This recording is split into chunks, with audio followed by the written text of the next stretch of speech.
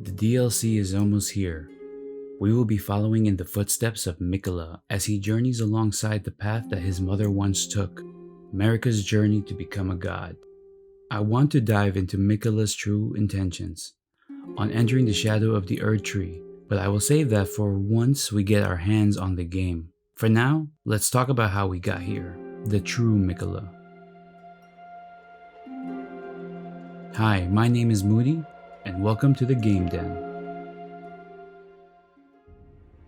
Before all the gold and the grace of the greater will, there was a tree in a land now veiled in shadow that hides who Marika was, the footsteps, the path that led her to achieve her desire, a transformation from Numen to divinity, to create a golden order, to create her very own realm, the lands between. What is Miquella's conquest? What does he desire to find and discover by uncovering the secrets his mother has hid away in the shadowy veil? Emboldened by the flame of ambition.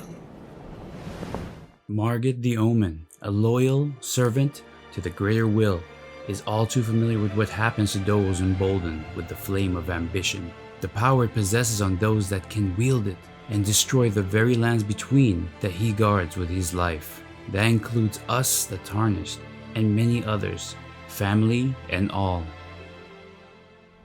Willful traitors, all. Thy kind are all of a piece. Pillagers, emboldened by the flame of ambition.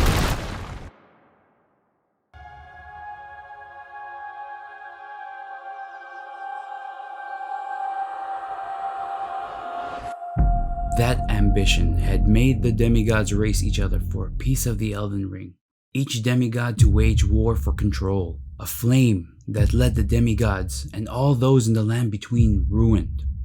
But that is the very same flame that lights Miquella's footsteps still as we descend deep into the shadow of the Erdtree. We follow Miquella's footsteps as he unravels a path that begins all the way to the beginning of the Golden Order story, following in what were the first footsteps that Marika laid so very long ago. The path that tells the story of a Numen who would one day become a god. A path Miquella the Empyrean plans on taking and making his own. Be careful for what you wish for. This path may have granted Marika what she had desired, but that inevitably led only for her to shatter it all, to become a god even in shackles. The flame drives us all, but alas, it will surely burn all. The apple doesn't fall far from the Erdtree. I fear that Miquella may be set on a journey to follow in the footsteps his mother, and unbeknownst to our demigod lies a veil of secrets that may grant Miquella that which he desires, but ultimately will result in his own tragic, albeit the same, bitter ending. Miquella possesses a significant amount of similarities to both his parents. That emphasizes his seemingly parallel destiny. We'll start with the most obvious, the look. If you were not familiar with the Elden Ring lore, no one would grieve you for mistaking them as one and the same. It is quite common for some to mistaken Miquella as Marika, the dual sexes. Marika and Radagon is both a male and a female. Miquella may not possess that ability, but in his case, he literally looks like a girl but is in fact a boy. And let's not forget, he can enter dreams appearing to be a woman.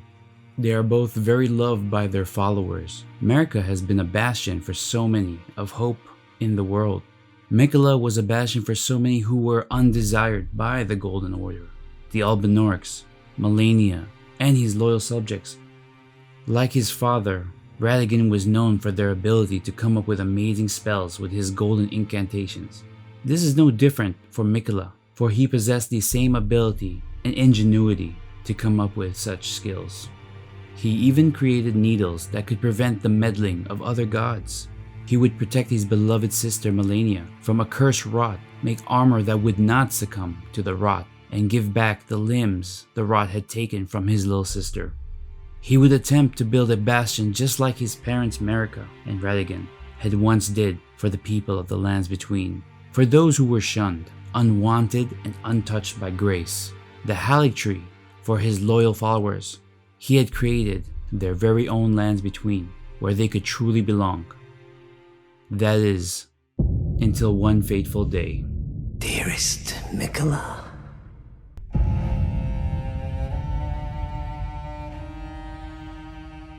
Mohg would kidnap Miquella and attempt to use his Imperium power to create his own dynasty with the Formless Mother, a name that seems so ironic to one who was shunned into darkness by his own. Because of this, unfortunately, Miquella's plans would not transpire. The boy would not reach godhood. Once taken by Mohg with all the blood sacrifices, all that would remain was a still, unmoving body of the demigod Miquella.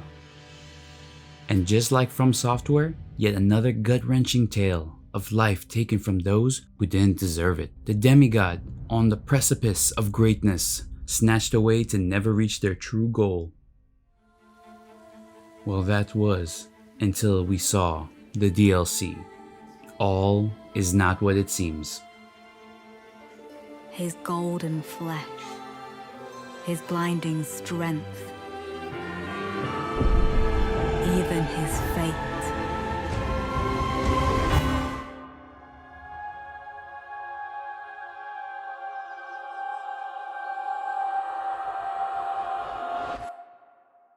Let's start here.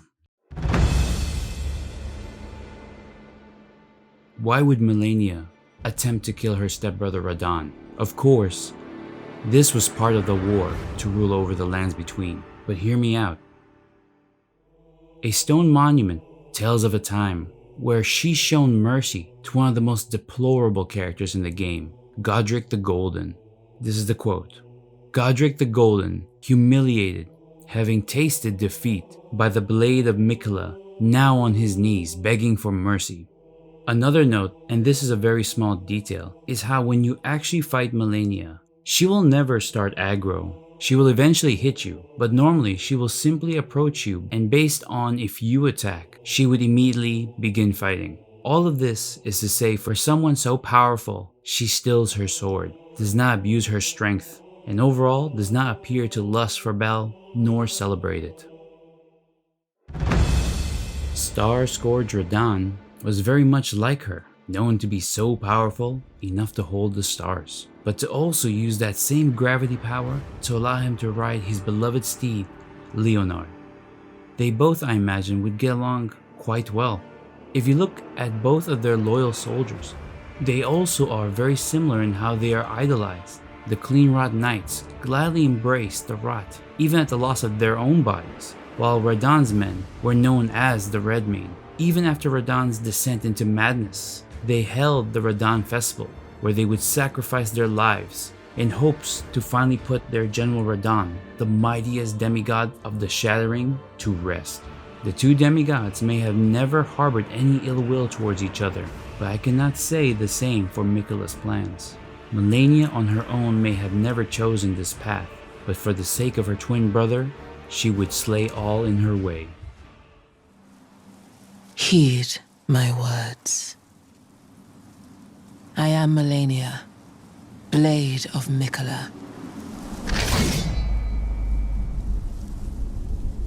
And I have never known defeat. As twins, they had a very strong bond since birth, and since birth both afflicted with curses. Malenia's rot had begun eating away at her since she was born. Miquella was fated to never grow up, remaining a child, and most likely weak, unlike all the other demigods. Miquella's strength was not physical, it was intelligence. He was a genius. He would make many attempts to cure both their diseases, and for her he would eventually design an unalloyed gold needle that could weaken the rot, or to some extent put it at bay. Together, they became strong. With his great mind, she would be his champion, his protector, as Blade of Miquella. In their sickness, an anchor emerged that would strengthen and combine their fates together. Malenia's blade is described a blade built into Malenia's prosthetic arm. When you obtain Malenia's blade, you are given a blade with no hilt. It's quite distinctive, and when you look at the blade, you could imagine how awkward and painful it would be to use such a blade. There is something telling in its design. The reason why she never needed a hilt was, in essence, she was the hilt. But this is where our story truly gets dark. It is inevitable.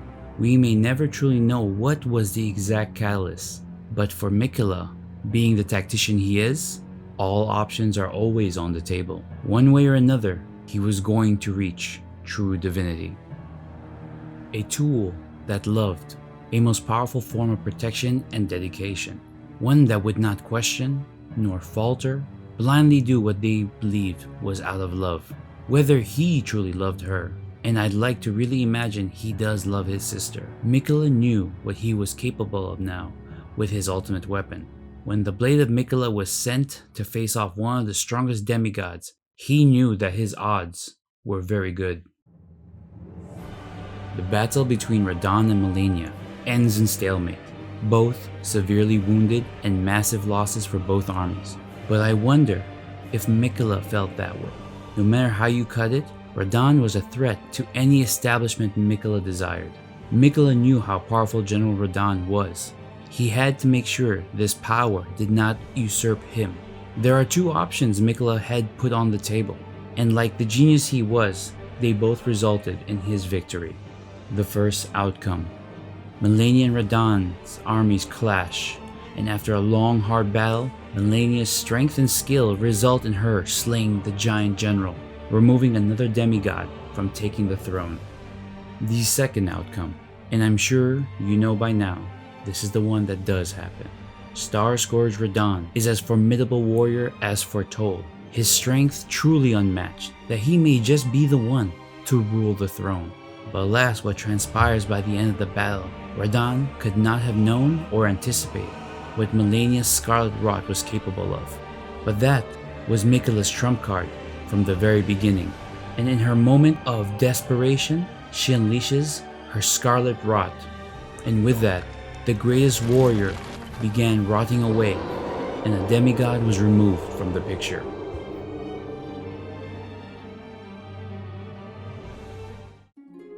I think in regards to Rykard and Ranni, they didn't believe in the Golden Order, which maybe meant that they were not actually immediate enemies and had mutual interest. But I would have to dig in a bit more to truly talk about this subject. But put that aside for now. Unfortunately, there is one more demigod that threatens Miquella. One he is all too familiar with, one that with such an intimate knowledge, he would devise a plan so perfect it would fool us, the gamers, into believing his masterful ploy. Whether she wanted to control the lands between or not, could not relinquish the fact that she was in fact an Empyrean, just like her brother. Malenia not only could take over, but unlike the other demigods, her Scarlet Rot seemed to be even more powerful for her to control. She was a ticking time bomb. It was only a matter of time when, not if. Miquella knew this when he had her face, Radahn. This goes back all the way to his studies. Miquella had known this day would come a very long time ago, from the day he lost faith in the Golden Order and they couldn't cure his sister, to him inventing the unalloyed gold needle, knowing full well it was simply keeping the outer gods at bay, same as the needle Miquella had created, push away the other threats, such as the frenzied flame.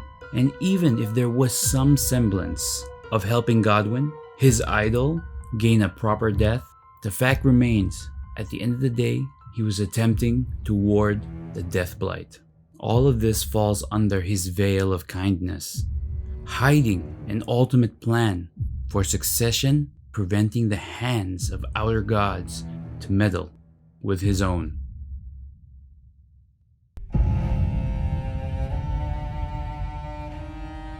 From that day, he knew he couldn't stop the Scarlet Rot. A day would come where he would have to abandon his most loyal blade, his beloved sister.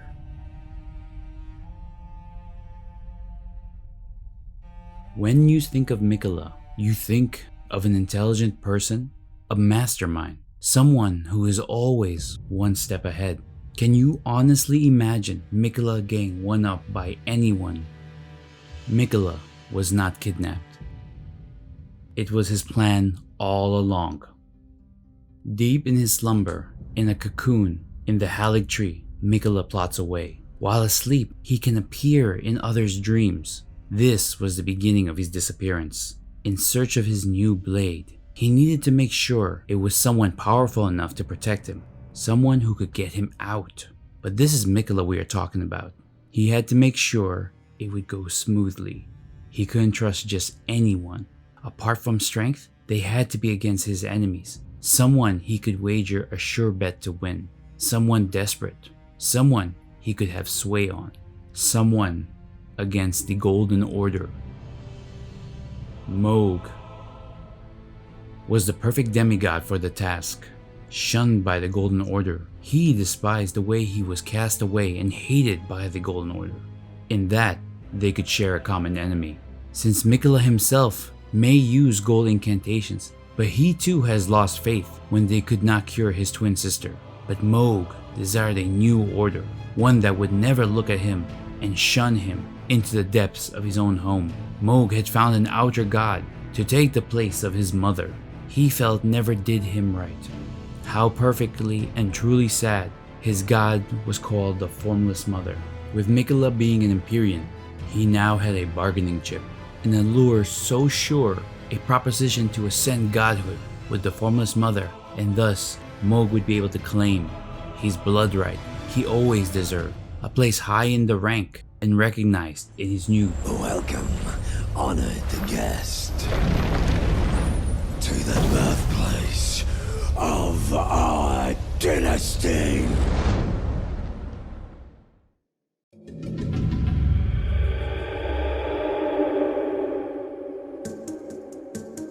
The Halig tree begins to become infested with rot. After the battle with Radahn, she returns to the tree. Her blood begins to afflict the place with her rot. The time bomb Miquella calculated had gone off, but not with a bang, but a slowly growing disease. And as if just before Miquella could be infected by the Halig tree, to Melina and all, Miquella had vanished. Without a word and without a trace. The deafening of a mastermind plan was executed, and all those in play would never know it had taken place. This would mark the end of the Halig tree. They didn't know it at the time. Malenia and the others believed their leader, who vanished, would one day return to them. Trusting him with complete loyalty, there they remained, waiting for his arrival, an arrival that will never come. The deadliest enemy is one you never knew existed, and once Miquella had no more use of them, and his beloved sister, like how the Tarnished were banished, they too were shunned to their home, the Halig tree, a place hidden for safety, now hidden to be forgotten. Their home, like the shadow of the Erdtree, veiled away to never be seen. To see how manipulative Miquella truly was, he would make Melina believe she had found home. But if you look around and think about it, it's quite cruel and heartbreaking. What is Melina's weakness? It is frost and ice. Miquella's Halig tree was a prison in disguise, as a haven for Melina to never escape from. He anticipated all precautions. She was surrounded by that which could hold her, a fortress of cold that would surely hold back the rot and trap her there. And in this tragic tale, Malenia, till the very end, would never know the truth of it all.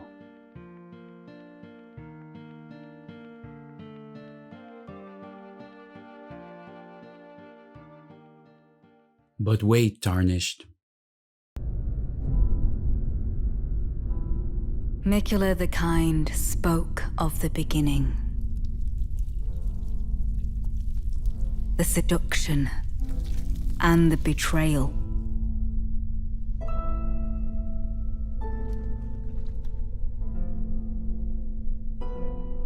An affair from which gold arose.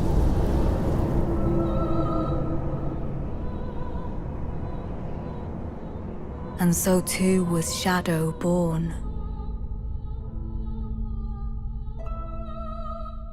What followed was a war unseen.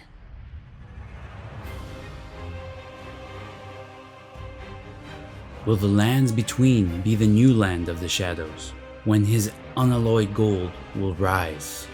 A war unseen. And just like his mother once did, Miquella will follow in her footsteps and lead you, Tarnished, the path of his new blade, his Horalu, those who were capable of usurping the power and take his side as consort. In any case, he'll definitely need somebody to fend off another threat, another demigod in his path, his older brother, Mesmer the Impaler. Mother, wouldst thou truly lordship sanction in one so bereft of light? Those stripped of the grace of gold shall all meet death in the embrace of Mesmer's flame.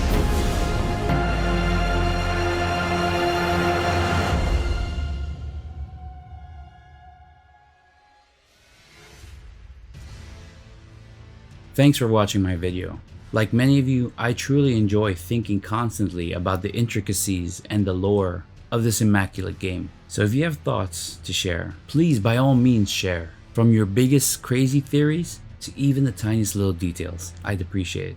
I don't think by any means this is the full truth, but ultimately I want to get across how ingenious and manipulative Miquella truly is. And once we can play the game, we can truly see what happens, as I would love to discuss that eventually once we get our hands on the story. I really feel Miquella has some strange connection to Marika in all the similarities that they possess, sort of like a mother-like-son type of deal. But I will save that fun discussion for another video. Thanks for hanging out and hope to catch you on the next video. My name is Moody and this is the Game Den. Take care.